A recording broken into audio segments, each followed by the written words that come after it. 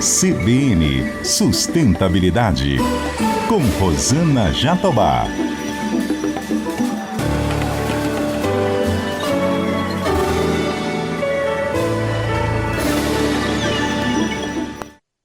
Oi, pessoal, tudo bem? O CBN Sustentabilidade de hoje aborda a agenda ESG no setor de energia. Eu converso com Enio Verri. Ele é diretor-geral brasileiro da Itaipu Binacional. A Itaipu Binacional é a segunda maior usina hidrelétrica do mundo e a primeira em produção de energia acumulada. Enio, que prazer te receber aqui no CBN Sustentabilidade. Tudo bem com você? Tudo muito bem e o prazer é todo meu.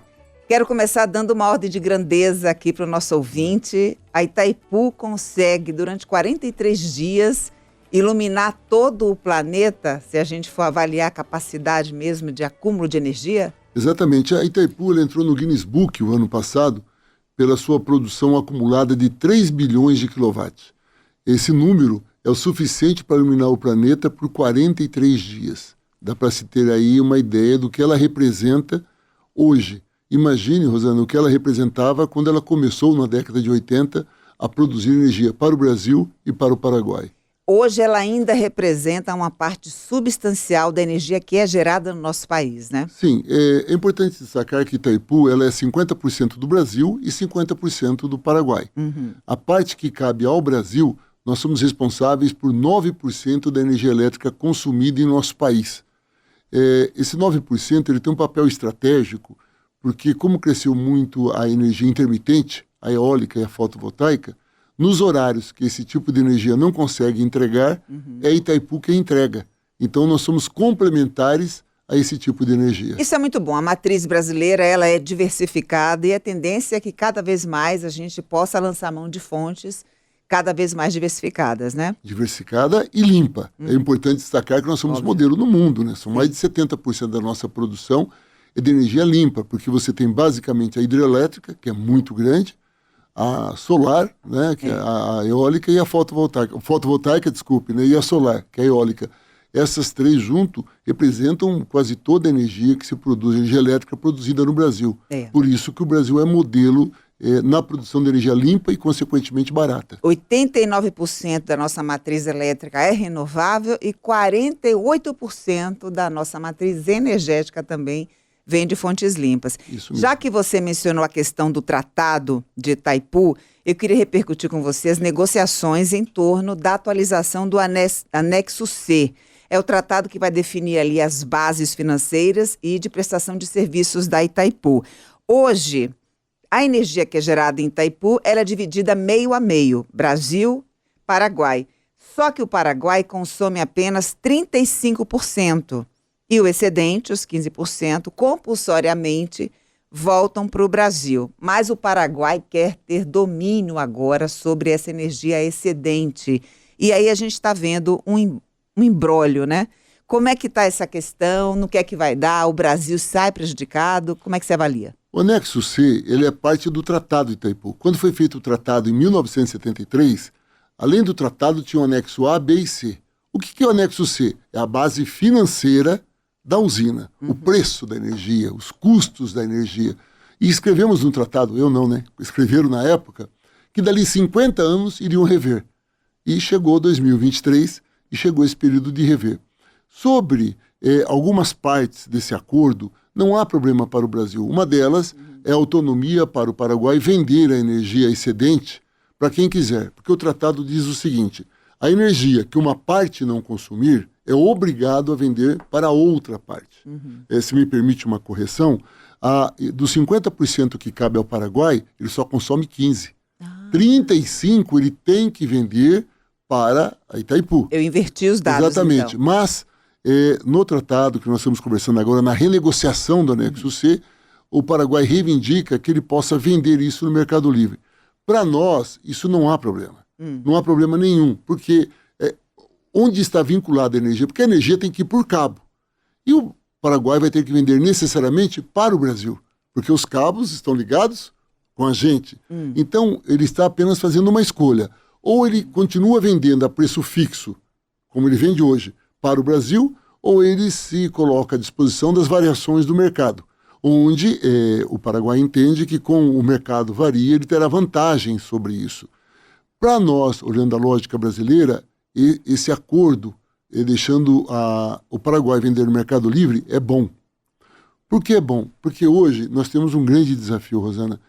O Brasil e o presidente Lula, ele quer energia cada dia mais barata. Portanto, ele quer tarifa muito baixa.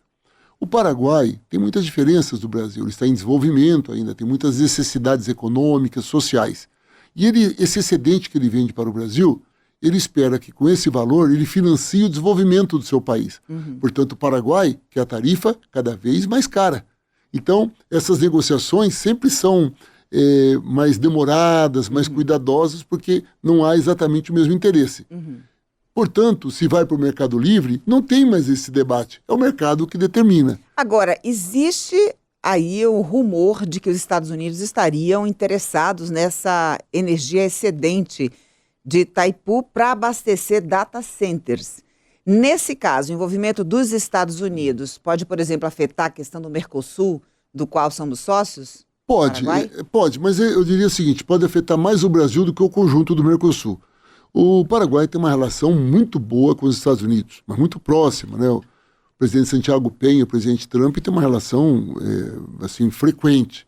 Nesse sentido, os Estados Unidos têm interesse em colocar os data centers lá no Paraguai, porque o Paraguai, primeiro, como disse, tem excesso de energia e, consequentemente, pode obter uma energia elétrica muito mais barata. E o data center consome muita energia. Hoje, no Paraguai, o que existe muito lá é a mineração de criptomoedas. Também isso, e que utiliza também muita energia. Portanto, o que pode ocorrer é os Estados Unidos ampliar lá a mineração, colocar mais data center, consumir essa energia excedente, fazendo com que o Paraguai não venda no mercado livre brasileiro essa energia. Agora, é um direito dele, né? O Paraguai é um país soberano, ele pode vender para quem quiser a sua energia, e isso melhora para ele as condições de negociação na medida que ele passa a deixa de ter só um cliente potencial, que era o Brasil, que seria o monopsônio, para ter pelo menos dois, que é os Estados Unidos e o Brasil. Portanto, melhoraria a situação dele. É por isso que há uma preocupação também do Brasil, através do Ministério de Minas e Energia, de ampliar a nossa produção de oferta de energia, tanto intermitente como limpa. Porque se o Paraguai deixa de fornecer essa energia excedente para o Brasil, obviamente que a conta se encarece aqui para pequenos e médios produtores, né? Exatamente, em especial para quem precisa muito dessa energia, né? Hoje o Mercado Livre não utiliza a energia do Paraguai. As placas solares e eólicas também não utilizam, mas o conjunto da população utiliza desse excedente, porque essa energia que a Itaipu oferece. Por isso, sim, se reduzir a oferta, a tendência é o preço subir. Daí a importância de se ampliar a oferta de energia firme aqui no país. Já que a gente está tocando nessa questão da estrutura binacional, né? Brasil, Paraguai, que forma Itaipu binacional. Eu queria aproveitar para a gente falar mais sobre a boa governança. Como é que vocês conseguem estarem na mesma página, né? Considerando aí que para a tomada de negócios estratégicos ESG é preciso que haja um alinhamento, mas cada país tem a sua soberania, cada país tem a sua própria regulação. No caso de Itaipu, não é nem alinhamento, é consenso. Porque o tratado diz o seguinte, a Itaipu é dirigida por 12 diretores, 6 brasileiros, 6 paraguaios. Um diretor-geral brasileiro, um diretor-geral paraguaio. E por 6 conselheiros, 6 brasileiros, 6 paraguaios. E é explícito no tratado, tudo que for aprovado, tanto na reunião do Conselho de Administração como a diretoria, tem que ser por consenso. E aí está uma prova de que é possível a integração entre os países. A Itaipu tem 51 anos e convive muito bem com 2 países absolutamente distintos. A população do Paraguai é de 6,5 milhões de pessoas. O Brasil passa a da casa dos 210 milhões de pessoas. Só o estado do Paraná tem mais de 10 milhões de habitantes. Então são países com população diferente, com realidade social distinta, econômica, cultural. Claro, cada país é são soberanos. Mas mesmo assim, temos conseguido com muito sucesso essa relação. É uma relação, ela é muito saudável, porque é tudo muito discutido, né? Cabe ao diretor-geral brasileiro, no meu caso, o diretor-geral paraguaio, nós estamos semanalmente em reuniões, discutindo a pauta, discutindo o que é comum. Agora, tem um detalhe da sua pergunta que é importante destacar, e está muito ligado aqui ao seu tema. A matéria-prima de Itaipu é água. Se a gente não tiver água, não existe mais a usina de Itaipu. Portanto, a política ambiental, que precisa de investimentos ousados, para nós, ela é uma escolha, mas também é uma imposição do negócio. Portanto, nós temos muito em comum nesse sentido. As reservas, que o Paraguai tem mais reserva do que o Brasil, a parte destinada a ele, né, da divisão. As reservas são muito bem cuidadas. Os investimentos são bastante altos, porque para nós é questão de vida.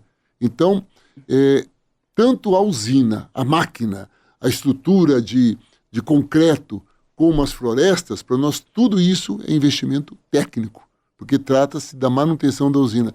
Isso nos une, isso evita o debate do que é melhor para um país, que é melhor para o outro, porque nós temos em comum a manutenção da usina. E teve um acordo feito em 2005 entre os dois países, uma nota assinada pelos dois países, que colocou como prioridade da Itaipu produzir energia com compromisso socioambiental. Então, para Itaipu é tão importante produzir energia como produzir políticas socioambientais. É uma coisa só.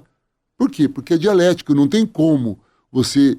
Hoje, se a gente não faz política ambiental na Itaipu, ela vai durar no máximo, exagerando, mais 100 anos. Você imaginou, 100 anos é o tempo de vida nosso hoje. Uma usina com tamanha importância em 100 anos não existir mais? Agora, se continuarmos fazendo essa política ambiental que estamos fazendo, profunda, séria, envolvendo inclusive a construção de uma cultura ambiental no território, o cálculo hoje é 194 anos que podemos chegar. Maravilha. Vamos falar um pouco, então, da incidência de eventos climáticos extremos, sobre a estrutura de Itaipu e a capacidade de geração de energia. Como é que já está sendo impactada e o que é que você projeta aí para os próximos anos nesse sentido, o efeito da emergência climática? Há uma preocupação muito grande de Itaipu nos efeitos, né, do que está acontecendo agora. A crise climática ela é uma pauta concreta, ela está aí. Né? Um ou outro líder político pode negá-la, mas ela é um fato concreto e está nos atingindo. A usina ela sofre esses efeitos. Há mais de 20 anos, nós temos uma estrutura dentro da usina que já se preocupa com isso. Fluxo de chuvas, aumento que você tem ali do rio. Por quê? Primeiro que se atinge as comunidades ribeirinhas. É um fato concreto e cultural. Nós poderíamos, nós somos uma usina muito grande, simplesmente tirar as comunidades à beira do rio, do reservatório, e colocá-las muito mais acima, fazendo casas, tudo mais. Mas existem comunidades que estão lá há séculos e eles não querem sair. Né? Era o bisavô, o avô, o filho. Então, o que acontece? Nós temos todo um acompanhamento quando vai subir o rio. Nós vamos lá, retiramos as famílias, colocamos no local mais alto, quando baixa o rio, essas comunidades voltam. Então, nós temos todo um trabalho de cuidado com isso. Além da preocupação e da prevenção que nós temos de subir a água, baixar a água, dos cuidados que isso tem na ocupação da região, da produção da região, nós temos um trabalho de prevenção na usina muito grande. Nós recebemos essa semana que passou um grupo de professores, pesquisadores da China, especialistas na área de barragens, estavam elogiando que nunca tinham visto tamanho cuidado de prevenção como a usina de Itaipu tem. São 50 anos com essa preocupação. E se me permite, cabe ressaltar, quando fizeram a usina há 50 anos atrás, não tinha software, não tinha calculadora científica, era aquela régua T que os engenheiros, arquitetos, ali foi muita matemática, foi muita física. E como não tinha cálculos tão definidos, na dúvida colocavam o dobro. Então, é por isso que a usina hoje, que teria um tempo previsto em seu equipamento de 50 anos, ela tem 50 e a última consultoria internacional diz que o tempo de vida dela é mais 50. Ou seja, sem precisar uma nova manutenção. Por que isso? Pelos cuidados que nós temos na área da resistência do equipamento, resistência da usina, do concreto, das pedras, e também na atenção que nós damos ali para conter a emissão de resíduos. Isso é muito sério, porque se os resíduos chegarem com muita frequência, pode assorear o reservatório e pode, com isso, terminar ou reduzir a oferta de água, o que iria eliminar a capacidade de produção da usina. Essa questão do resíduo é um elemento importante, mas a questão de uma seca prolongada já tem, por exemplo, impacto sobre a vazão? Tem, já aconteceu. Em 2021, por exemplo, nós tivemos isso no Brasil. A seca que ocorre no Brasil, ela atinge também o reservatório. E se ela baixa, baixa também a nossa oferta. Agora, o que está acontecendo nos últimos dias é até um paradoxo. Nós tivemos que inverter, deixa eu traduzir isso. Todo mundo que lembra de Itaipu, ou vê nas fotos, ou vai ver no vídeo, ela vê a usina e do lado ela vê correndo uma água bonita, branca. Aquilo é raro e não é normal verter, quer dizer, soltar aquela água. A gente solta aquela água quando tem excesso de água, para baixar o nível a gente verte. Há 2 semanas tivemos que verter, 3 dias nós vertemos, mesmo com seca em algumas regiões. Porque às vezes chove muito em determinada região, a cabeça do rio, desce ali, sobe e a gente vai controlando. Agora nós temos uma política de prevenção muito grande para administrar isso, mas não tem milagre. Como 2021 também não teve milagre.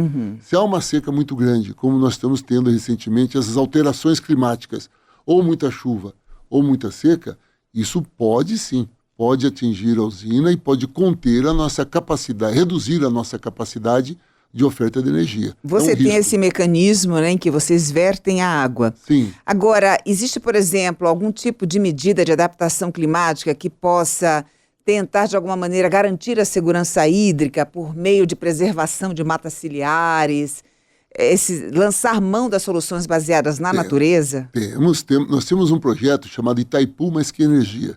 A Itaipu ela é baseada em 3 colunas. A primeira, produção de energia limpa, de qualidade e barata. A segunda, que não poderia ser diferente, inovação tecnológica, constante. E a terceira, chama Itaipu Mais Que Energia. Nós fizemos um estudo e nós descobrimos qual é o território de Itaipu, qual a região que, emitindo resíduos, acaba chegando no reservatório. São 434 municípios, com uma população de 11 milhões e 300 mil pessoas, que compõem o Paraná e o sul do Mato Grosso do Sul. Nesta região, nós temos o foco nela e investimos muito em educação ambiental, cursos de sustentabilidade, mas olha, desde pós-graduação para servidores públicos municipais, shows culturais, financiamento para escolas, financiamento para prefeituras, para pesquisas em universidades. A gente investe muito na construção de uma coisa que é de longo prazo, que é a cultura ambiental, para a preservação, para que entendam a importância da água, entendam o que é essa crise climática, a necessidade da transição energética, o respeito ao planeta, que é a nossa casa.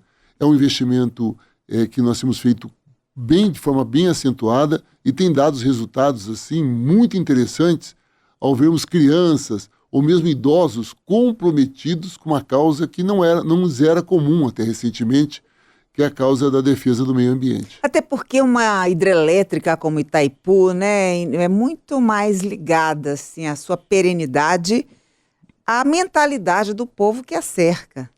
Puramente. Aliás, eu diria a você que é quase que exclusivamente. Se nós construímos uma cultura ambiental, eu vou dar um exemplo muito simples. Do lado de Foz do Iguaçu, tem uma cidade chamada Santa Terezinha de Itaipu. Nós usamos essa cidade como showroom, ou seja, nossas experiências de políticas ambientais começam ali. Ela hoje tem uma capacidade hoje de reciclagem de 80% do lixo da cidade. A média no Brasil é 6, 7%. Né? 80%, porque a gente capricha ali. Então, as aulas com a criançada sobre educação ambiental, nós investimos muito, nós chamamos em unidades de valorização do resíduo sólido. São cooperativas e associações de catadoras e catadores. Hoje são mais de 250 associações como essa. Só um exemplo. No Pará, durante a COP30, lá tem 4 cooperativas de catadores. Nós mandamos nossa equipe para lá. Nós fizemos doação de caminhões, de esteiras, de prensa, demos cursos de gestão financeira, inclusive, nesse pacote, o primeiro barco 100% movido a hidrogênio na América Latina. Nós desenvolvemos na Itaipu, o Itaipu Parktec, que é o nosso laboratório, e doamos para essas cooperativas. E com esse barco, elas coletam o lixo das ilhas ao redor de Belém, melhorando a renda dos coletores e também fazendo uma política ambiental nas ilhas. E mantendo a qualidade da água, que é essencial no seu negócio, né? Fundamental. Muito bem. Vamos falar um pouco sobre o futuro da Itaipu Binacional, considerando que o Brasil está caminhando para diversificar cada vez mais o seu portfólio, geração de energia solar, eólica, biomassa. Como é que vocês vão atuar? Qual a contribuição que vocês têm a dar na transição energética para fazer parte de forma exitosa desse portfólio diversificado? A Itaipu ela tem uma experiência de inovação tecnológica já de 20 anos. Toda a tese da geração distribuída, a lei da geração distribuída que existe no Brasil, foi a partir da experiência de Itaipu numa cidade vizinha chamada São Miguel do Iguaçu. O que é geração distribuída? É você produzir energia a partir do biogás e a biomassa em especial. Eu vou tentar ser muito rápido, tá? Uma cidade chamada Toledo, uma cidade muito rica que tem ali no oeste do Paraná, tinha um problema. A criação de suínos lá é muito grande. E os produtores jogavam a carcaça dos suínos no rio. O IBAMA foi lá, multou todo mundo. Esses produtores nos procuraram e a nossa equipe técnica desenvolveu uma usina de biometano, onde a carcaça dos suínos, mais restos de restaurante, comida, transformaram-se em energia elétrica para abastecer esses próprios produtores. Hoje, a gente abastece uma comunidade enorme com essa produção. Então, há 20 anos a Itaipu já investe no biometano, no biogás. Há uns 15 anos, nós começamos com hidrogênio verde. Maravilha. Também uma pesquisa que resultou neste barco que eu citei há pouco, que é o primeiro barco da América Latina que está sendo usado lá em Belém. Nós estamos muito avançados nisso.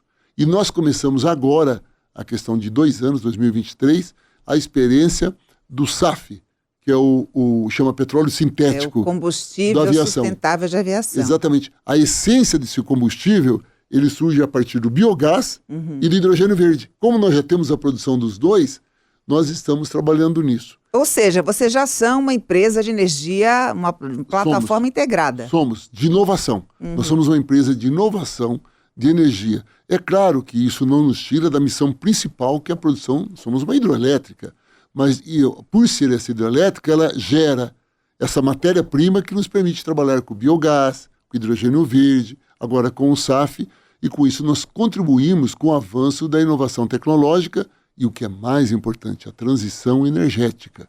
Isso é importante sempre destacar. Não há como nós pensarmos o planeta, e eu não estou me referindo só à COP30, que, claro, foi determinante, mas é um debate que o mundo tem há muitos anos. Não é? A crise climática é um fato concreto, e se nós não tivermos a emissão do CO2, não tem como segurar mais. Aliás, já estamos em crise. Então a transição energética se impõe. E a Itaipu, que é uma empresa pública, né, pública brasileira e paraguaia, ela usa parte dos seus recursos, já que ela não tem que apresentar lucro, aquilo que seria o lucro, ela investe em inovação tecnológica, contribuindo com o planeta. Vamos falar de pessoas. Quero saber quais são as metas de diversidade e inclusão na Itaipu Binacional nos cargos de liderança, considerando que é uma empresa pública, ou seja, ela está ali restrita a ditames legais, a toda uma cultura organizacional que é burocrática ainda, né, em alguns aspectos, por mais moderna que ela seja. Então conta pra gente como é que está essa questão da representatividade dos grupos minorizados. Ainda temos grandes dificuldades, eu tenho que ser muito honesto com você, né? Nós chegamos em 2023, nós já criamos um grupo de trabalho que atua com a pauta das minorias, até porque não é só a pauta das mulheres, né, mas também da comunidade LGBT, negros e negras. Uma usina como Itaipu, ela tem uma política salarial muito boa e o concurso é muito disputado. E automaticamente acaba passando as pessoas que conseguiram fazer a vida acadêmica mais privilegiada. Então acaba sendo uma empresa quase que de engenheiros, né, homens brancos, né? Sim, reforçando o velho estereótipo, né? Exatamente. Então a nossa tarefa é para aqueles que entram, né, e conseguem sobreviver ao concurso, e muita gente, felizmente, ultimamente, a gente fazer um debate sobre isso. Contratamos uma consultoria muito boa, não vou fazer o merchan deles, mas uma empresa muito boa, que nós estamos discutindo exatamente isso, a política de gênero dentro da empresa, porque existem poucas mulheres ocupando cargos de chefia. Nós somos em 6 diretores, né, indicados politicamente, que somos indicados pela presidência da República. São 6 homens. Até o Paraguai, que não tem essa mesma política de preocupação com a questão da política de gêneros, uma das diretoras é mulher. O que nós temos conseguido fazer, sim, é que nos cargos abaixo da diretoria temos forçado bastante para que seja ocupado por mulheres. Não falta dentro da Itaipu mulheres qualificadas, com sólida formação de gestão e que possam ocupar esses cargos. Então eu diria a você que esse é um dos maiores desafios que nós temos hoje. dar o espaço merecido, né, às mulheres, às vezes mulheres que estão lá há muito tempo. E eu vou só citar o exemplo de uma mudança para você ver como é essa questão do preconceito que existe dentro de uma usina. A usina leva em conta o número de falta dos trabalhadores para permitir que eles cresçam na carreira. Portanto, quem ficava doente, tinha atestado médico de doença, reduzia a rapidez com que ele crescia na carreira. E a gravidez era considerada doença. Ou seja, as mulheres que ficavam grávidas, elas podiam ter entrado no mesmo período que outro homem e não conseguiam crescer com a mesma velocidade. Claro que eliminamos isso, mas ainda é uma amostra do que ainda temos em pleno século XXI que avançar quando se fala em governança. Eu até creio, me desculpe a honestidade, isso tem muita palestra, mas ainda falta muita prática ainda para a gente avançar o que precisa no que se refere à igualdade na política de gêneros e de outras minorias também. E no caso de uma empresa pública, tanto pior, né, Enio? Porque os obstáculos para você, de fato, conseguir essa equidade, essa paridade, são muito maiores, né? Primeiro que tem que partir de uma legislação que contemple essa diversidade. A gente está avançando no Brasil em muitos aspectos. Sim. A questão do salário, né? A questão da remuneração, independentemente do gênero. Já é um avanço porque nós sabemos concretamente que tanto a vida pública como privada, os homens acabam tendo salários maiores do que as mulheres. Sim. Mesmo os homens brancos, ainda mais do que os homens negros. Na relação da vida pública é um pouco menor, mas mesmo assim as mulheres têm sim, têm salários menores. Essa lei nova eu achei fundamental. Felizmente, quando chegou a lei, a nossa equipe fez um levantamento lá, nós não tínhamos problema nisso. De disparidade. Disparidade tão grande, mas tinha sim, no que se refere à ascensão de carreira, como eu citei anteriormente. Com certeza. Enio, vamos fazer aqui um exercício de futurologia. Imaginar Itaipu Binacional em 10 anos, daqui a 10 anos. Para onde caminha a inovação? Onde é que vocês estarão? Quais são os caminhos que estão sendo pavimentados para que a Itaipu continue sendo essa magnitude toda que a gente conhece? A primeira pauta é a atualização tecnológica. Nós temos feito um investimento muito grande, $1 bilhão de investimento previsto que nós estamos fazendo para deixar a usina muito mais ágil e aumentar ainda mais a sua produtividade e capacidade de gerenciamento. 2, é o aumento da produtividade. Quando a usina foi feita, o conhecimento da física era 50 anos depois, o conhecimento da física é outro. Então essas unidades geradoras, com alguns risquinhos a mais, você consegue ter uma produção maior de energia. Então nós estamos agora preparando estudos para aumentar a produtividade. Um terceiro estudo que estamos fazendo é a possibilidade, sem criar impacto ambiental, de mais 2 unidades geradoras. Nós pedimos autorização à EPE. EPE é a empresa brasileira que faz os cálculos disso daí, se é possível ou não, porque nós temos espaço físico e achamos que é possível, numa negociação Brasil, Paraguai e Argentina, aumentar 2 unidades geradoras. Isso implica aumentar a oferta de energia firme para o Paraná, para o povo brasileiro e para o Paraguai, que é nosso sócio. Ao mesmo tempo, citando aqueles outros exemplos de energias alternativas, a gente quer crescer muito na oferta dessas energias limpas, de alta inovação e barata. No que se refere à questão ambiental, nós temos uma política forte. Aí eu diria para você que o nosso desafio é a manutenção dessa política. Não é simples. Existem divergências ideológicas sobre o papel da usina. Parece interessante discutir isso numa pauta de empresa, mas como é uma empresa pública, tem setores que acham que o que nós investimos na área ambiental é dinheiro perdido, que isso deveria ser transformado em redução do preço da tarifa. E olhe que a usina Itaipu é o segundo menor preço de energia elétrica do Brasil. Mas é o direito da população questionar, há setores da política que questionam. Então, o desafio é não atender a esse tipo de demanda e manter o investimento ambiental para manter o tempo de vida da usina. Agora, quando você fala na perspectiva de 2 unidades geradoras a mais, sim, isso significa um impacto ambiental altíssimo também. Como já existe lá, está pronto. A grande questão nossa é a quantidade de água, mas não precisa ampliar nada. Ah, entendi. Nós não vamos atingir nenhuma população. A Itaipu atingiu muita gente de pequenos agricultores. Inclusive, nós temos uma nota pública, né, em primeira página, pedindo desculpas à comunidade indígena, depois de 50 anos, que a comunidade indígena foi expulsa da terra, e como ela era invisível na época, estavam sem terra nenhuma. A Itaipu, agora, nessa nossa gestão, está comprando, não comprou tudo, que ainda não tem oferta de terras, 3 mil hectares de terras para as comunidades indígenas do oeste do Paraná, e fizemos uma nota num acordo com o Supremo, pedindo desculpas à comunidade indígena pelo desrespeito que tivemos a elas há 50 anos atrás. Então, se a gente ampliar essas duas, não tem esse impacto. Boa. Mas, primeiro, está sendo feito estudo. Nós não vamos fazer nada como foi feito no passado, né? Claro. A realidade hoje é diferente. E, por fim, dentro das 3 linhas, eu diria a você que a sua última pergunta é trabalharmos com a questão de gênero dentro da usina. Não há como você pensar numa empresa moderna, uma empresa avançada, que queira fazer um debate mundial, se não trabalhar com o aspecto mínimo do respeito às pessoas, da igualdade e da capacidade de desenvolvimento pessoal de cada um e cada uma. Com certeza, as pessoas no centro da estratégia. Sempre. Quero te agradecer imensamente, Enio, pela sua participação aqui no CBN Sustentabilidade. Infelizmente, a gente não tem mais tempo. Vou reclamar para o meu chefe, né? Que merecia mais pelo menos uns 15 minutos de conversa, concorda? Concordo, sim, está um diálogo muito gostoso. Por isso que eu já te convido para uma próxima oportunidade. Sem dúvida, será um prazer voltar. Muito obrigado. Obrigada, Enio. Eu conversei com Enio Verri, diretor-geral brasileiro da Itaipu Binacional. Além de ter acesso a conteúdo pelo YouTube, você também encontra essa entrevista no site, no aplicativo da CBN, na sua plataforma preferida. Colaboraram comigo aqui no CBN Sustentabilidade, minha linda produtora, Ana Luísa Bessa. Nos trabalhos técnicos, meu lindo Juliano Fonseca e o Cauã Felipe. E na edição, Rafael Furugem e o Renato Barcelos. Um beijo para você. Até semana que vem. CBN Sustentabilidade, com Rosana Jatobá.